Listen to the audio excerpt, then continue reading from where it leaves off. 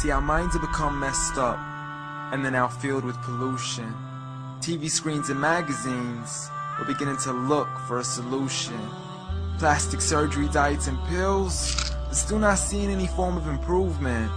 We stacked up all these dollar bills, but still not sure what to do with them. We began to chase women and fornication to the point our girls don't even know whose baby she's carrying. We're so afraid of commitment that have no problem with damaging. She has your kids now, but you're still not even contemplating the possibility of marrying. See, this is what happens when we neglected Allah's best examples. You called her Mary, we call her Maryam. A woman who was perfect since birth, the best to walk the skies and the best to walk the surfaces of earth. The most exalted of all women, that's why she was dedicated an entire chapter in the Holy Quran, the final revelation in which there'll be none after. She was the best of all women, and to society she should be leading the way. I mean, that's why our women be dressing like her, because just like Mary, when Allah decrees something, we hear and we obey. See, Mary used to cover up. Despite everything they used to say, she would hide in hibernation, and to Allah she would pray. And when she was visited by angels in the form of men, she said, if you fear Allah, you would go away, because in the presence of men, she would not stay. But anyways, today we're taught to be against segregation, before in support of all forms of liberation. To free yourself from the clothes that only lead to your degradation. Why do you gotta cover your face for? We gotta see your identification. But little do they know her identity's right there.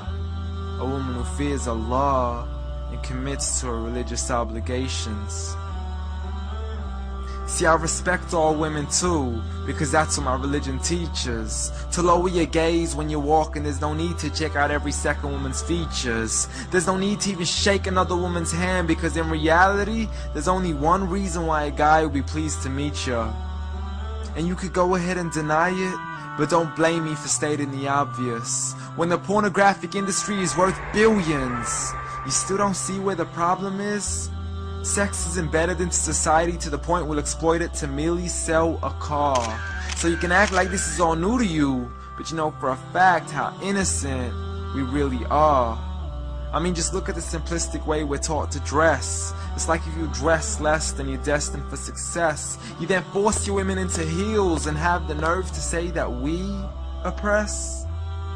You got it to dress up tightly, like it's an opportunity. But every time we lose our minds, it's like, see what these ladies do to me? But I'm not blaming it on the women, because we too have responsibility.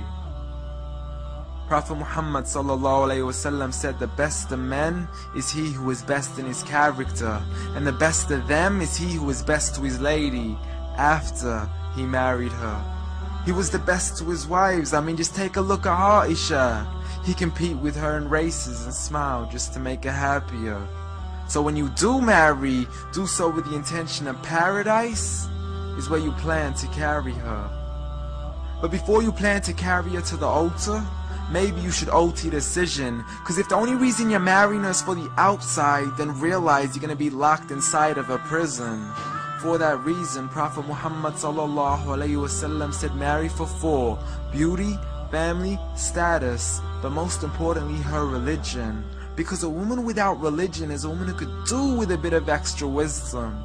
We're meant to grow old together, mercifully, so we can be protected under Allah's supervision.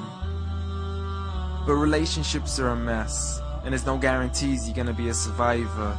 So be kind to her, and know that Allah will be kinder. Be a man who stands in front, but also a man who can stand beside her.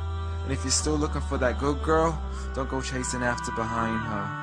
Rather search to find Allah first, for once you find Him, you're guaranteed to find her.